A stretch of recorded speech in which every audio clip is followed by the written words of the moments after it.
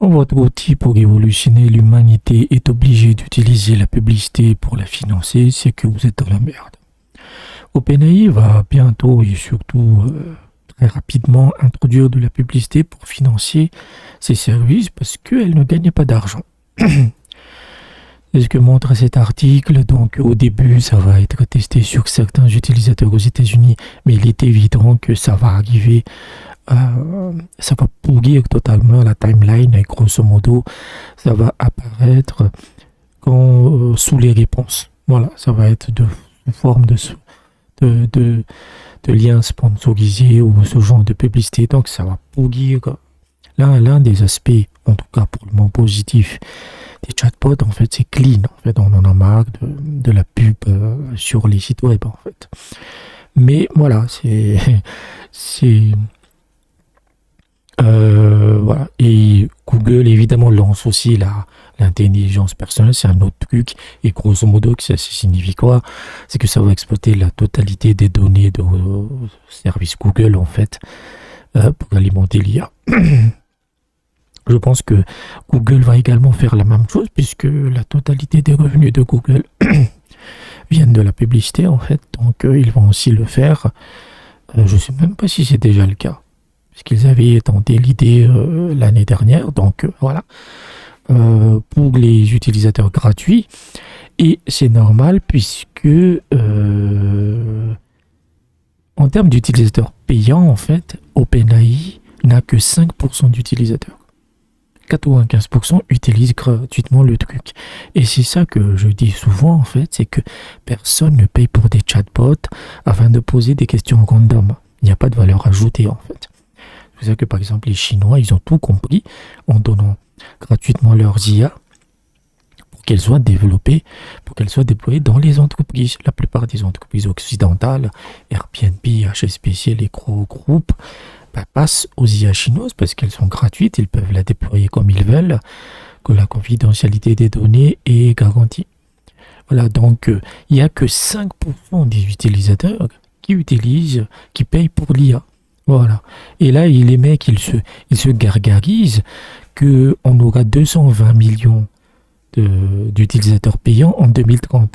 Sauf qu'en fait, c'est écrit ici, c'est écrit quelque part, ils ont autour de 2,6 milliards d'utilisateurs. C'est que c'est même pas 10%, c'est qu'en 2030, ils auront à peu près 8% de gens qui vont payer. Et c'est juste pas possible pour être rentable.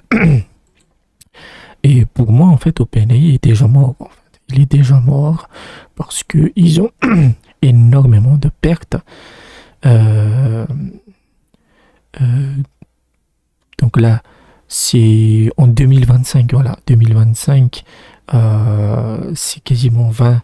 Certains parlent de 19 parce qu'ils cachent leurs chiffres, mais ils ont eu 27 milliards de dollars de pertes en 2025.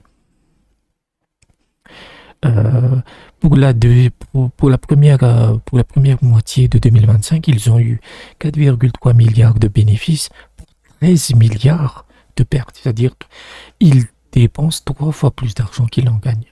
Et ça ne fait qu'augmenter en fait. Ça ne fait qu'augmenter. Donc, ouais, c'est mort en fait. Et une autre mauvaise nouvelle, décidément ça continue, ChatGPT a perdu 30% de son trafic. Voilà, depuis le dernier trimestre, ça a commencé autour de septembre, octobre 2025 jusqu'à aujourd'hui. Et évidemment, une grande partie a sans doute été récupérée par Gemini, parce que Gemini va pousser énormément Google pousse ses applications, donc dès que vous allumez votre téléphone, il est là. Dès que vous utilisez Chrome, il est là. Donc, en fait, Gemini est adopté juste par inertie. C'est normal, en fait. Google a une telle puissance. Mais ce que ce mec dit aussi, c'est que à partir du moment où les mecs les gens utilisaient ChatGPT parce que pendant genre 90% des gens ne connaissent pas autre chose que ChatGPT. Ils connaissent quoi? Pas Claude, ils connaissent pas Gemini, et évidemment, ils connaissent pas les IA chinoises.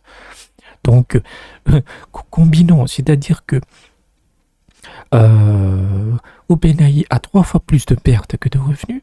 Il perd 30% de son marché. C'est un peu le seul truc qu'il avait. Et il va mettre de la publicité massivement sur des gens qui sont déjà dégoûtés de son chatbot. Qu'est-ce qui va se passer? Donc les gens vont juste fuir, en fait. Ces 30% vont devenir 50% en quelques mois, en fait. Voilà. De toute façon, comme vous voyez la tronche de Sam Altman, c'est vraiment une tête d'escroc. On est très très loin du génie de l'intelligence artificielle. Je pense que ça doit faire 1 an et demi que j'ai pas utilisé ChatGPT. C'est fou. Voilà, pour moi, c'est Gemini et puis c'est tout. Même si Gemini est devenu très très médiocre ces derniers temps. Donc voilà, l'arrivée de ChatGPT changer.